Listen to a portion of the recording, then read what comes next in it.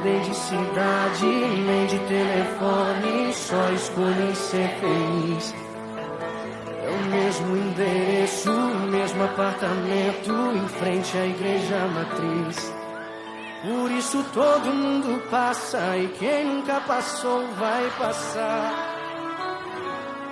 Já tô dizendo aos meus amigos, calma que eu não vou pirar. Já pirei, me apaixonei perdidamente. E o que eu sei é que daqui pra frente